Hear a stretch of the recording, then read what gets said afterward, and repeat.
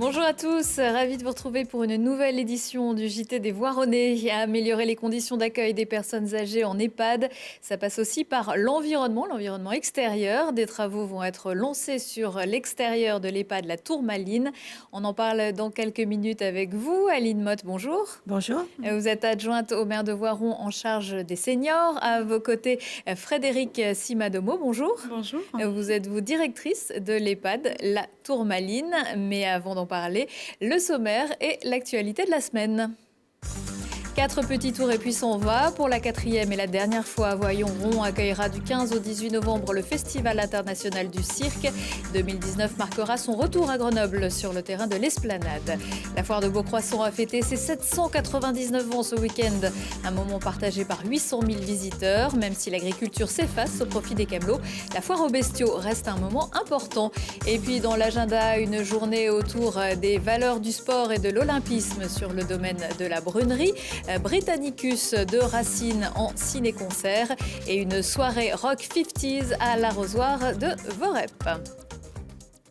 Il ne faut jamais dire jamais. À 2 mois du coup d'envoi du Festival international du cirque, son directeur Guy Chanal organisait il y a quelques jours une conférence de presse, non pas à Voiron, lieu qui accueille la manifestation depuis quelques années, mais à Grenoble, dans les locaux d'un des partenaires, nos confrères de France Bleu Isère. Et visiblement, il fallait y voir plus qu'un signe. Laurie Baillet. C'est la dernière année à Voiron. Pour des raisons techniques, en 2019, le Festival international du cirque déménage du site de la Brunerie et revient dans la capitale des Alpes. Non pas cette fois-ci au Palais des Sports comme à son habitude entre 2002 et 2014, mais sur l'Esplanade du 14 au 24 novembre. Ce qui compte, c'est le festival, ce n'est pas les avis des uns et des autres. Comme je l'ai dit, nous ne sommes pas un festival politique, on est un festival surtout qui s'adresse aux populaires. Et je crois que le retour sur Grenoble est aussi une très belle chose. On a bien été reçus à Voiron et aujourd'hui on est très bien reçus dans les discussions que nous avons eues avec la ville de Grenoble. Le site sur lequel le festival était accueilli jusqu'à présent va faire l'objet de gros travaux pour réhabiliter la piste d'athlétisme et le terrain du domaine de la Brunerie, qui est le seul espace de tous ces 17 hectares qui reste encore à réhabiliter, ce qui ne nous permettra pas que le festival s'y installe en 2019, et puis on ne désespère pas nous de renouer dans les années qui suivent. Pour l'heure, la 17e édition du festival, c'est du 15 au 18 novembre. L'événement, comme chaque année, réunit plus de 80 artistes venus du monde entier. Une aubaine pour ses fans. Le cirque, c'est le risque, c'est la musique, c'est le son, c'est l'ambiance, c'est les odeurs. C'est formidable. Moi, je suis passionné de cirque parce que je suis passionné de spectacle. Le Festival international du cirque, c'est un chapiteau géant, 2 pistes et 24 numéros mondiaux.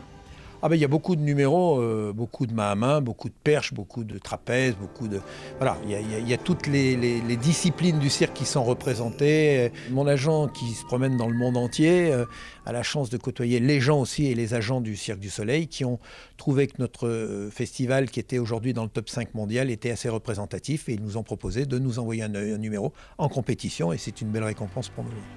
La ville de Voiron a déjà de nouveaux projets dans les tuyaux. Elle souhaite réaliser une plateforme sur le fond de la zone de blanchisserie pour accueillir le Festival du cirque, mais aussi d'autres événements d'ici à 2020. Et pour assister à l'édition voironnaise du Festival du cirque, il reste encore près de 3000 places. En attendant la 800e édition, veaux, vaches, cochons, volailles, mais aussi tracteurs, moissonneuses et autres engins agricoles. Sans oublier de quoi combler quelques fringales et bien sûr des camelots et des manèges. 1500 exposants participaient le week-end dernier à la 799e foire de la Beaucroissant à quelques kilomètres de Voiron. L'un des moments forts, la vente de 700 têtes de bétail, des belles bêtes. Alors, la foire aux bestiaux, si on remonte un peu l'histoire, c'est ce qui faisait la foire de Beaucroissant. Parce que la foire, elle est située entre l'été et l'automne. Et la période du 14 septembre était une période où les travaux des champs d'été étaient finis et les travaux d'automne n'étaient pas en place. Donc, les éleveurs souvent venaient à la foire de Beaucroissant Soit c'était pour acheter un cheval, parce qu'ils allaient avoir besoin d'un animal de trait pour faire les travaux d'automne. Soit ils venaient acheter une bête laitière pour faire du lait l'hiver. Vous voyez, il y avait tout un échange qui se faisait dans les petites exploitations qui était très important. Et cette date charnière du 14 septembre correspondait bien à ce temps un petit peu libre des agriculteurs. Ce qu'il y a de bien à Beaucroissant, c'est lieu de rencontre. La preuve en est, on est là tous, on salue beaucoup de monde. Espace de liberté et lieu d'échange, voilà. Et pour trouver un petit nid douillet, rendez-vous cette fois-ci au Salon de l'immobilier, que vous souhaitiez vendre ou acheter un bien immobilier dans le neuf ou dans l'ancien, ou même le rénover. Agents immobiliers, constructeurs, promoteurs ou financiers seront présents au Grand Angle du 21 au 23 septembre pour répondre à toutes vos questions et vous conseiller. Logic-Immo organise donc le 4e Salon de l'immobilier de Voiron ce week-end. Vous pourrez même faire les plans de votre maison grâce à un logiciel très réaliste.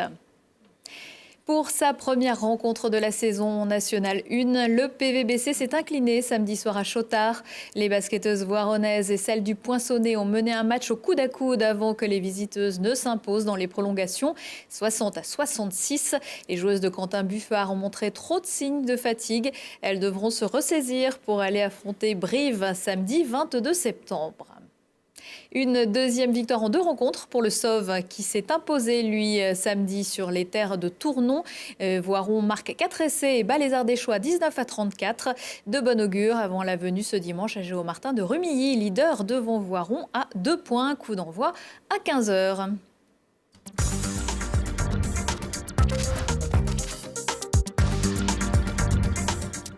Je me tourne à présent vers mes invités. Aline Motte, je rappelle que vous êtes adjointe au maire de Voiron en charge des seniors. À vos côtés, Frédéric Simadomo, vous êtes directrice de l'EHPAD La Tourmaline. Cet établissement s'apprête à bénéficier de travaux pour améliorer ses extérieurs. Avant d'en parler, Frédéric Simadomo, est-ce que vous pouvez nous dire qui sont les personnes accueillies ici ? Donc les personnes qui sont accueillies à la résidence de la Tourmaline sont des personnes âgées qui ont, pour l'année dernière, en termes de moyenne d'âge, ils avaient 87 ans. Donc pour la plupart d'entre eux, ils résidaient dans la structure depuis plus de 4 ans. Donc voilà, c'est ce que je peux vous dire sur la population. Vous avez plus d'hommes ou de femmes ? On a plus de femmes, on a 2 tiers de femmes pour 1 tiers d'hommes. Voilà, dans la structure. Donc la longévité féminine se vérifie encore ici. Aline Motte, pour quelles raisons la ville a décidé d'entreprendre des travaux dans cette EHPAD ? Bon, il faut savoir que depuis 2014, l'élection de Julien Paula sur la ville de Voiron, celui-ci, ce qui n'existait pas avant, il y a un élu affecté aux seniors. Donc Julien Paula a mis une priorité, tout à fait. Il a d'autres priorités aussi, bien sûr, mais sur les seniors particulièrement. Et là, pour lui, un senior, c'est pas quelqu'un qui doit vieillir comme ça, comme si c'était un long fleuve tranquille. Julien Paula, il veut que les seniors restent encore des gens, comme on appelle, à la verticale, des gens qui sont le plus souvent debout, qui viennent, plutôt que de rester dans un lit, comme il n'y a pas si longtemps que ça. Je sors du milieu hospitalier. Les personnes classées comme des seniors, restaient plus dans leur fauteuil, de leur lit à leur fauteuil, que ce qu'on leur propose actuellement, qui fait partie de l'humanitude. Alors, justement, le profil des résidents, vous le disiez, le profil, et puis donc les volontés de la ville, le profil des résidents a changé depuis l'ouverture de l'établissement en 1994. Oui, tout à fait. Effectivement, à l'époque, en 1994, il y avait peu de résidents qui étaient en fauteuil roulant. La plupart d'entre eux se mobilisaient, se déplaçaient seuls, notamment dans les espaces extérieurs. C'est pour ça que la structure, en fait, était organisée de cette façon, avec une grande cour, que ce soit pour l'unité générale ou l'unité de psychogériatrie, avec un petit espace de pelouse et un petit portillon qui permettait d'accéder au jardin de ville, qui est limitrophe de la structure. À ce jour, nous avons moins de résidents qui sont autonomes. Les personnes âgées sont aiment leur cocon et en sécurité, donc n'ont pas toujours tendance à vouloir sortir sur l'extérieur. Et c'est pour ce faire qu'il y a déjà plusieurs années qu'était engagée cette réflexion autour de l'évolution de l'aménagement de cette cour. Alors, l'objectif de ce projet, ce sera quoi ? L'objectif, c'est de permettre aux personnes âgées d'avoir un lieu de vie encore plus convivial que ce qui existe actuellement, que l'on puisse mettre en place des agrès qui permettent de travailler sur tout l'aspect thérapeutique de la prise en charge du résident au sein de la structure, et puis également un lieu fonctionnel qui leur permette de se déplacer de façon sécurisée avec du mobilier, des aménagements qui soient aux normes au regard de leurs besoins de ce jour. L'aspect thérapeutique physique, j'allais dire, et puis aussi l'aspect thérapeutique moral. C'est bon pour le moral de sortir. Tout à fait. Donc c'est vrai que les objectifs également, c'est de vraiment renforcer le lien social, de permettre aux résidents de s'installer sur l'extérieur avec des bancs ou des fauteuils aménagés avec des accoudoirs, par exemple. Nous allons créer un espace repas, type salle à manger de terrasse où ils puissent s'installer tous ensemble. Les familles et les résidents, bien sûr, auront des lieux avec des petites pergolas, des petites gloriettes pour permettre d'être mieux installés. Et puis également tout ce qui concerne la prévention des chutes avec des aménagements de sol souple en cas de chute pour limiter le risque de fracture. Également tout ce qui concerne les sens. Nous allons travailler en collaboration avec nos collègues des services techniques et notamment du cadre de vie et de l'environnement. Et donc nous avons travaillé ensemble sur le choix d'essences, de plantes, d'arbustes qui permettent de susciter de la joie, de la gaieté, des senteurs, différents touchés. Et puis travailler également, nous allons installer également un parcours de marche notamment adapté avec des mains courantes pour que l'ergothérapeute ou les kinés libéraux qui interviennent dans la structure puissent accompagner et adapter tout ce qui concerne la motricité, la prévention des risques. Donc vous avez vraiment pour cela travaillé en collaboration avec différents services. Vous avez même soumis un questionnaire. Oui, tout à fait. Donc au début du projet, nous avons sollicité les résidents en premier lieu à partir d'un questionnaire que nous avons élaboré lors d'un goûter, d'un après-midi goûter. Les professionnels ont posé des questions aux résidents pour savoir quel était ce qu'ils trouvaient intéressant dans l'équipement d'aujourd'hui et ce qu'ils souhaitaient pour l'aménagement de demain. Nous avons aussi envoyé ces questionnaires aux familles, aux bénévoles qui interviennent également dans la structure, aux professionnels qui travaillent pour que tous ensemble, collégialement, on travaille un aménagement plus audacieux et plus adéquat et plus joyeux et pour améliorer le quotidien. Bien sûr. Le coût de ces travaux ? Alors le coût, il est estimé à 195 000 €. Nous avons, pour partie, l'EHPAD va le financer pour moitié.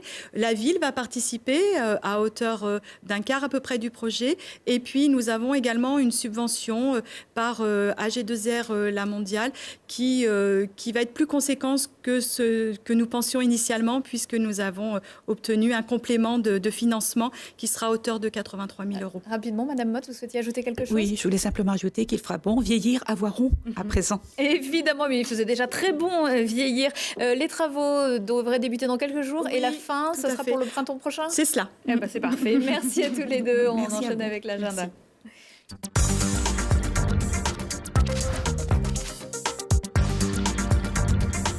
Samedi 22 septembre, c'est la fête du sport, une opération nationale à laquelle s'associe l'Union régionale et sportive Léo Lagrange et Tremplin Sport Formation. Venez profiter des derniers beaux jours dans le cadre enchanteur du domaine de la Brunerie. Une journée autour des valeurs du sport et de l'olympisme. Rendez-vous de 9h30 à 17h pour relever différents défis en famille ou entre amis. Aux racines de la tragédie, le cinéma Passerelle les écrans diffusera lundi 24 septembre à 20h une séance de ciné-théâtre. Il s'agit de Britannicus, interprété en direct par les comédiens. Non, ce ne sera pas en direct, mais ce sera bien par les comédiens de la Comédie Française. Le récit d'une prise de pouvoir et la métamorphose d'un homme Néron en tyran. On se quitte avec du rock'n'roll old school. L'Arrosoir à Vorep accueille samedi 22 septembre une soirée rockabilly avec 4 groupes internationaux, parmi eux les Espagnols de The Radians. Excellente semaine à tous.